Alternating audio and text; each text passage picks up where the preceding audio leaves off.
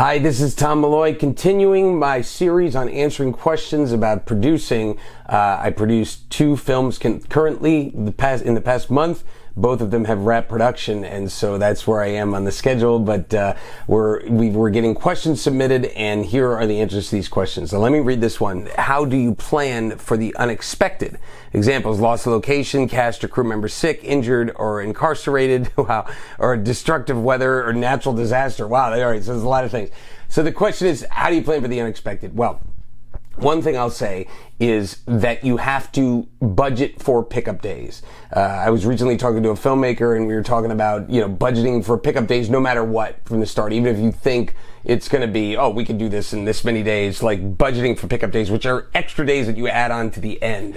What they would be is we had one pickup day with each of the 2 films we had. What they would be is days where you're picking up something that didn't look good from the dailies, like maybe there was something off about that day, or you didn't like the way you had a different idea for the camera or something like that, or maybe there was a day that had to end early because an actor wasn't feeling well or something happened, right? So pickup days are the first answer to the question. Is try to budget for pickup days, and don't go like, all right, we're shooting for 20 days, and then, you get there and you go, we need a little bit more money because we have to shoot 2 extra days, right? Budget that in, budget for 22 days, and then you have extra money left over, which is obviously a better situation. But when you're talking about natural disasters, by the way, it's important to note, funny enough, that the one film that had the pickup day, one of the 2 films that had the pickup days, it was because of rain, and they were just getting rained on left and right, so they had to keep pushing scenes around, and so that's where the pickup day came from.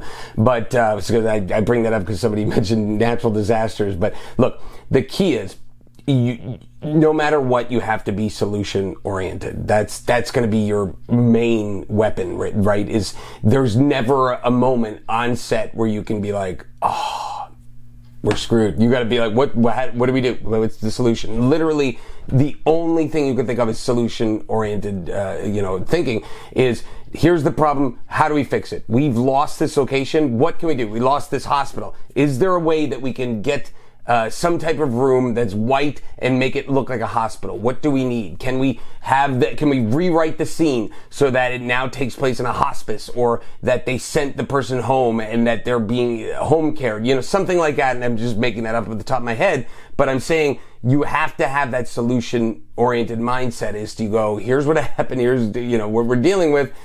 How do we now go and find the way to fix it, find the way to get to a solution? That's the only way you can think as a producer. But the first answer to the question is pickup days, because then you can push things to the end, pickup days, schedule a couple for the end of your shoot so that if there's anything that happens like that, you have those days flexible, so that you go, okay, now we have to shoot more here, and this has to be, we have to do some quicker shooting here to make up for it, so that we can push everything off to those pickup days at the end of the shoot.